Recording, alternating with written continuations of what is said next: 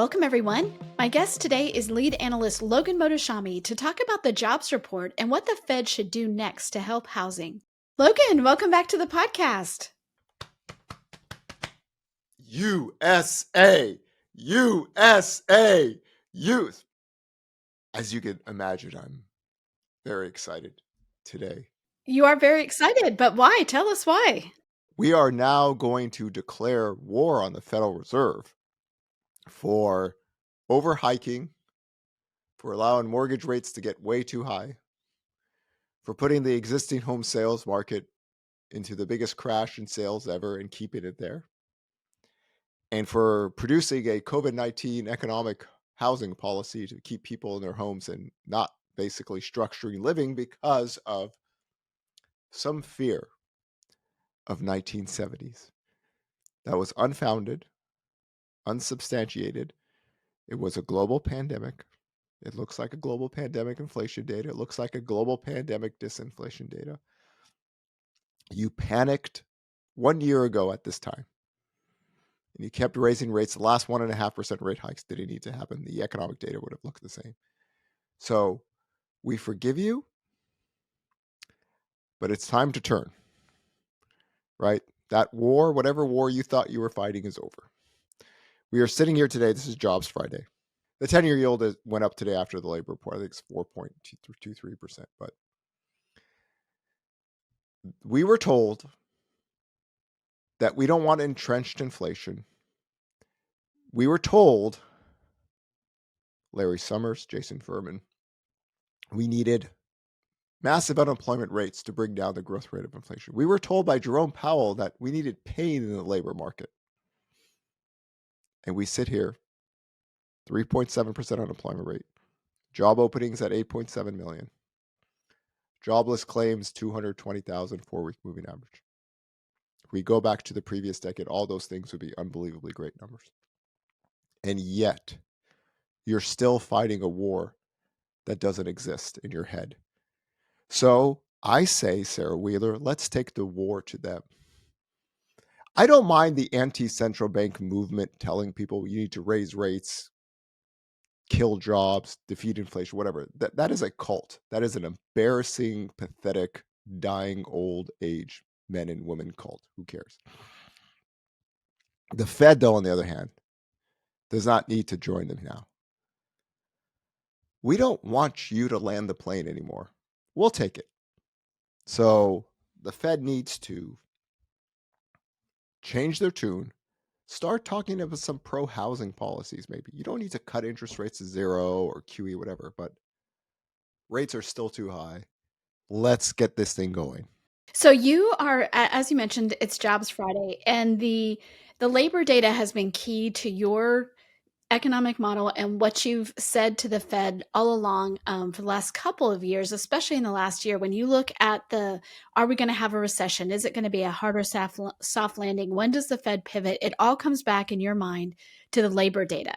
So what was it about the labor data today that made you go, see, I was right? This goes all the way going back to the COVID-19 recovery model. We're going to recover in 2020. Check. Right? The model was written on April 7th, 2020. You wrote this model, not this is your model. Yes. Not the Fed, but then it's the labor market after that. So number one, job openings are going to get to 10 million. That spooks the Fed because the Fed believes the labor market is so tight that wages have to accelerate out of control. Oh, wait, that's the 70. Wages have to accelerate out of control. The wage spiral theory didn't happen, right? We got to 12 million in job openings. Then it was, we're going to get all the jobs back lost to COVID, but that'll happen by September of 2022. Right on cue. Check.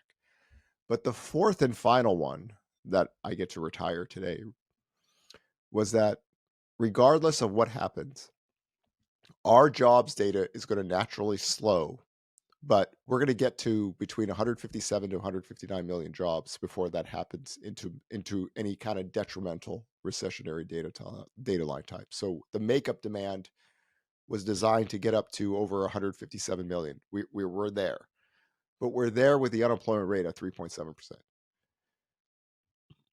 The Fed told us we could never bring the growth rate of inflation down unless the unemployment rate got to 4.5%. That was their model. They said this. That was a recession. It didn't happen. So while we are here with the growth rate of inflation falling, right? If we take the shorter term duration, we're, with a two handle on core PCE, 3 to 5 months. The housing market has been disproportionately impacted in a negative way. So land a plane on that side.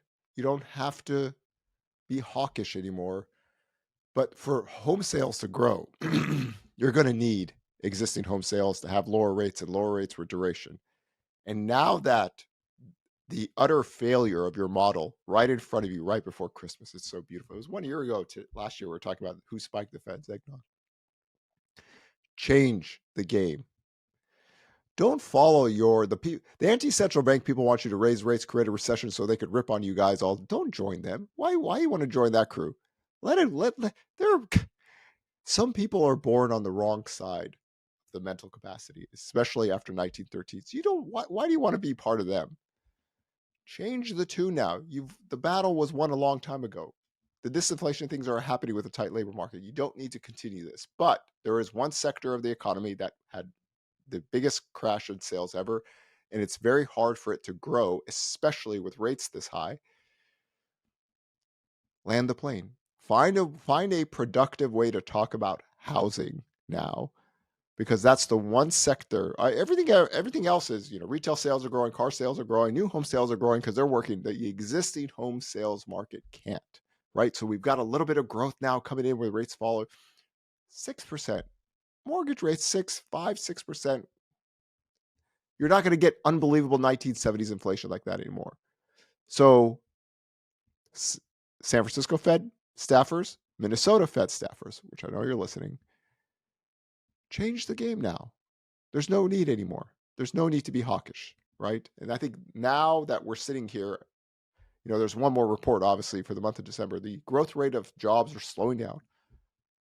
The strike impacted this data line to a degree, but we haven't broken yet. You don't need to break the economy, right?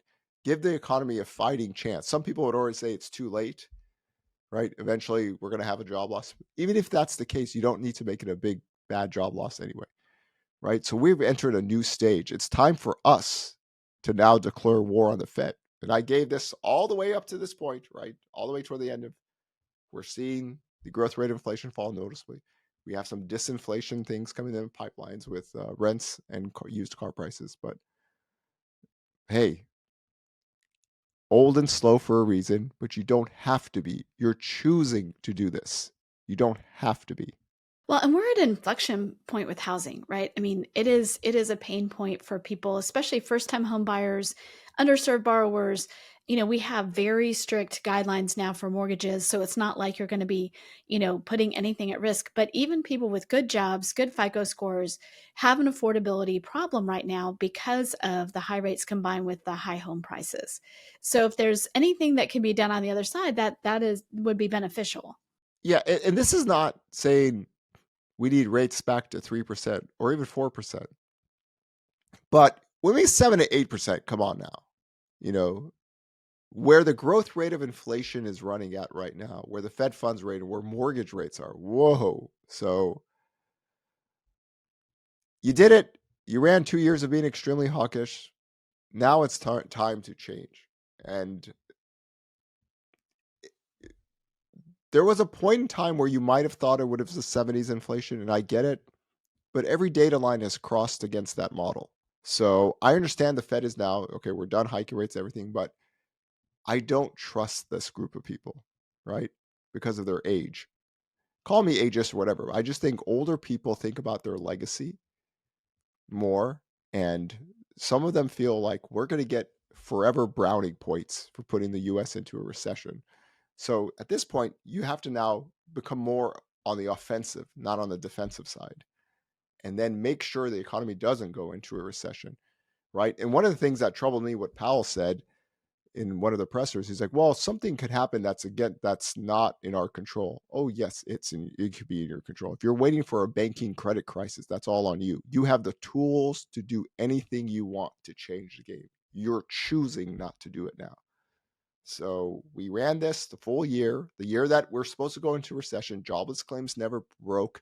We don't want jobless claims to break and then go, oh my, I think now we're going to be more. Change the game, change the tune, give the economy a better fighting chance. So in your mind, when you say, give it back to us, we don't want you to land the plane, give it to us, that just means like let market forces decide. And what does that mean? I'm saying you don't have to talk hawkish anymore. Talk more dovish. You don't really have to do quantitative tightening in a more aggressive fashion. To just get yields down to a 3 handle, right? And I still have my Gandalf line at 3.37, right? But with their spreads being as bad as they are and where mortgage rates are, no, this is way too hawkish at this stage. Honey, that game is over. You either need to change how you pitch the ball, or we need to get a relief pitcher in. Goodbye, Jerome. Goodbye, Kashkari. Goodbye, all. So that's what I'm saying. Let's move to the next stage of this cycle, because now that we're in December, obviously, a lot of things didn't materialize like people thought they would. Okay, so let's talk about the 10-year yield. You said it went back up after we got the data. Why do you think that is? So we talked earlier this week that It's for the best reason possible. The labor data wasn't bad. So now, of course, we're not at 5% anymore, right? We're in the range we should have always been in, between 3.21 to 4.25 is where I thought the 10-year yield should be. Getting above 4.25, no, just because the growth rate of inflation was falling. We've talked about this for 12 months. Like, if you look out forward, where the growth rate of inflation was, there's no reason to really for the 10-year yield to be above 4.25. So in that sense, the 10-year yield going up, but we're still well away from 5%. More dovish talk. There's things the Federal Reserve can do, to change the game. I don't think they're that committed to do that yet, but you could start to throw crumbs, right? Mother Economics, she's a serial killer. She wants to get caught. The Federal Reserve, you could be a serial killer too. Crumbs, but crumbs in a good way, about thinking about the future. Because again, the existing home sales are basically where they were in the levels of the great financial recession. No, nothing else is in there, right? It's just just part. I mean, the new home sales are growing. New home sales are way higher than they were at the deep end, but the existing home sales market is the one marketplace that's a black eye right now. Find a way to change this. This is why I said the Fed needs to become a little bit more pro-housing at this point. I love it because we know that outside of the greater economy, the housing sector has been in a recession for 18 months. You put housing in recession 18 months ago. Yeah, and the housing. See, it's funny. The housing recession can be looked at in many different ways. Some people say you don't have a housing recession until prices fall. That's stock trader stuff. No, not economics. The housing recession can't happen until people lose their homes or foreclosures. No, that's an economic recession. To me, demand falling, jobs being lost, incomes being lost, that traditionally goes with a sector being in a recession, right? So demand collapsed, jobs were lost in housing, incomes fell, right? So we've stabilized in the existing home sales market around that 4 million level we've talked about, but we're not growing, right? So we had a very low level bounce when rates got, and I tell you right now, Neil Kashkari, February, was saying, no, 6% mortgage rates. Oh my God, it makes our jobs harder. No, you should have been done then. So change the tune. And this is basically now we can go to war with the Fed now, because inflation didn't take off like the 70s and mortgage rates are simply too high. So the one sector of the economy that's in a deep recessionary level still is the existing home sales market, right? We don't believe in this COVID-19 housing economic policy anymore. People have to live their lives. The old linger while the young suffer, Sarah Wheeler, right? Baby boomers. Baby So boomers, right? we So want this war. we do want a change here, especially because as opposed to some other sectors. So say the new car sector or even the used car sector got hit and is in a recession. That would be unfortunate, especially for the people in there. For us, it's like this is foundational to people's lives, where they live, housing, where the kids go to school. Everything about it is related to housing, and housing has been suffering. But even the car sales are growing double digits year over year. New home sales are growing double digits year over year. Retail sales are growing. It's the existing home sales market because rates got way too high. Now wage growth is slowing down. You know, the real inflationary hit in terms of the economy is now rates, right? The growth rate of inflation has slowed down enough to get there. So I just don't want I don't want to be right with the old and slow, right? I don't want to sit there, and this is one of the reasons why I went on CNBC earlier this year and said, "Boy, the Fed doesn't want anything to happen until the labor market breaks," right? And they're again, when you study the Federal Reserve and how they talk, you can see what they're trying to do. They're going to get real restrictive, and then the labor market was going to break claims, and then they go, "Okay, now we don't want to even get to that point, right? We don't need to get that." But um, the one sector that is being disproportionately impacted in a more negative way is the housing market, the existing home sales market. New home sales market, they're like, "Oh yeah, hey honey, we all got sub 6% rates. Come on over." While the Fed believes in their COVID-19 economic policy for housing, we could come get you, right? So, and again, this is not like cutting rates to zero or Q or whatever. Just 7 to 8%. What we did not need to be there. You get down to 5 to 6%, you could work and functionally and get things going and moving sales again. And let's get this off the train. But we've waited long enough now.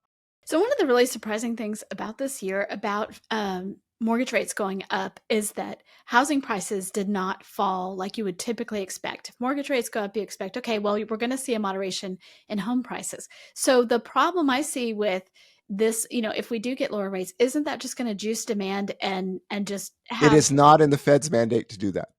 I mean, not to even care. The Fed is talking about price stability, and they forced the existing home sale prices went out of control. It's not in their dual inflationary mandate. They did what they needed to do. They cut, they rate the rate, whatever the market raised rates, and everybody bond yields went up and everything.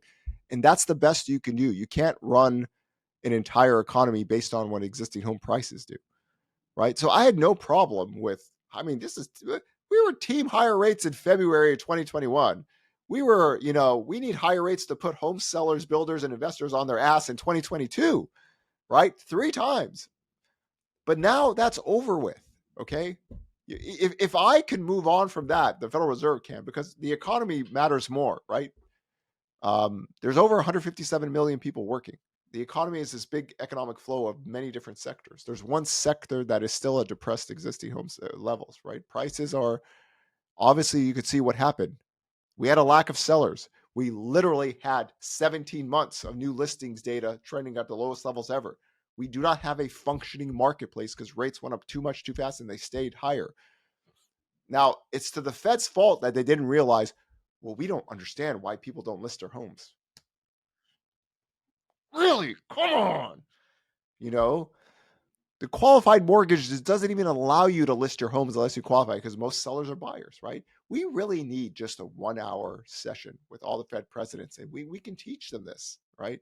So um, get somehow find a way to be a little bit more proactive, talk down bond yields, get mortgage rates lower, get some sales growing, and then go with it, right? If the recession happens, 10-year yield's going to go lower by itself. It's going to do the work for the Fed, but let's not wait till we get to that spot. Let's be a little bit more proactive now. So you're not where I'm separate from the Fed as an affordability question.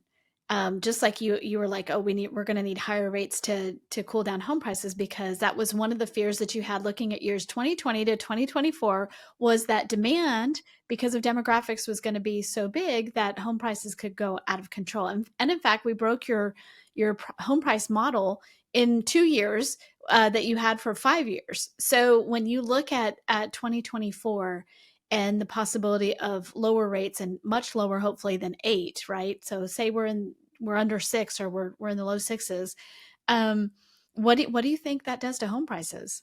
Well, if everything stays the same, home prices are rising no matter what. If demand picks up and inventory is low, that's just the simple supply and economic. But we're not getting the 15 to 20% increase.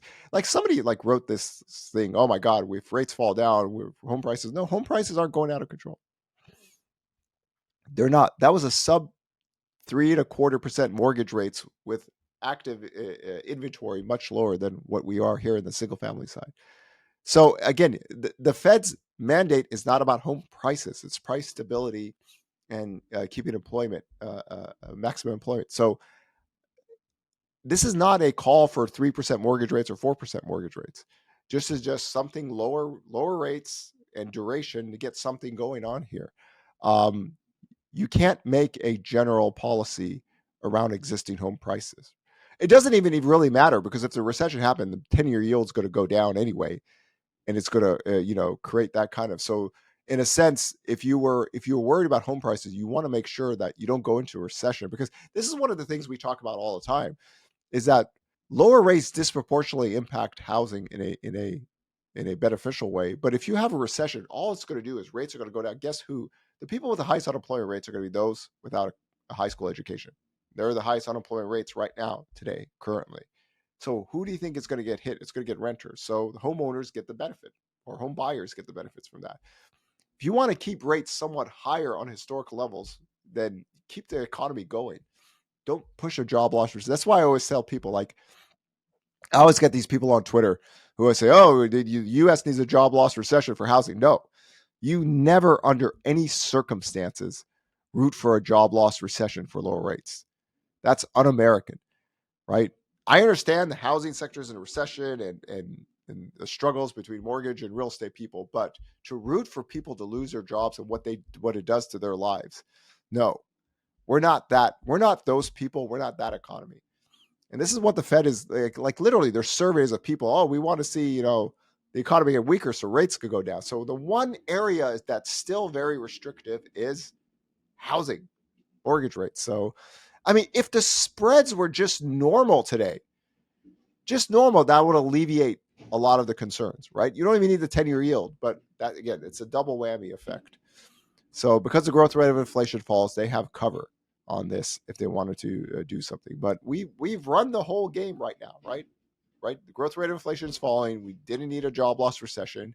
Land the plane. Don't force the economy into recession, because if that happens, doesn't matter if the Fed doesn't cut. The 10-year yield is going to drop down faster than what people think, and then that'll just accelerate maybe demand picking up, or even home prices accelerating in a bigger fashion. We don't need that. We just need a different approach to the housing market now than before.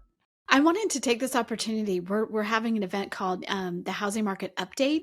We were doing this every quarter last year, and we're reviving that. And we're having the next one on Monday, which is when this episode of the podcast comes out. It's at 1 Central. It's a virtual event. We've got the economists. You're going to be there, leading it off for us. We also have the economists from auction.com, CoreLogic, and the Austin Board of Realtors to really give an overview of the housing market from all different facets. And it's going to be great. I know some of these people are, your friendly economists that you like to talk to. You guys work together, so it's cool to have that diversity of opinion on there for the whole housing market. Yeah, and I think again, when you have different views, different people have different models to work from, and we're at different stages of any economic cycle, depending on what the economist believes in. So I always think it's a great thing to listen to a wide variety, but listen to variety of people that actually have models and not some trolling tactic. At least there has to be a pathway. Each person has to create a pathway for what they think is going to go, and you just follow that pathway, right? This is why we created the tracker for 2023. Look, it worked. It worked for a reason, because it's a set of variables that work with the housing market for decades, right? It's nothing out of the normal, but you have to believe in the economic data and the model itself. That's why the whole November 9th, 2022 was a big thing last year. So, yeah, everybody's going to give their take. And I think the more knowledge, the better, but knowledge that actually has something to go behind it, not just random throwing up of things. Like, remember all those people that just said 20% home price, 15%. I'm always going to rip on this every 20%, 15, 10, 20, 15, 10, 20, 15, 10, 20, 15. Come on. Really? Are we still going to be doing this? This random throwing up numbers of percentages of declines. They find a middle and go with it. Remember, we want the evolution of the mind to think about housing not on a yearly forecast, on a weekly model, so everyone could go with it, flow with the data. Because as you can see, things change like this. right? 6 weeks ago, we're talking about 8% mortgage rates. What now it's, hey, listen, the economy's still expanding, mortgage rates are lower. So you don't want to be old and slow. That's what my whole thing is like. There's so much knowledge and information out there, and it's 24/7 live. Go with that. Don't be a dinosaur or an old tree stuck in one thing, and then 7 months later, oh, it looks like this for no. Nothing stays static in economics. Things change daily, right? Especially in this market. That's why I have you on 2 times a week on this show, and why you write the weekly tracker, as well as, the economic reports. Logan, thank you so much for being on. Thanks for giving us the insight that we need as things change so quickly. Appreciate you. Pleasure.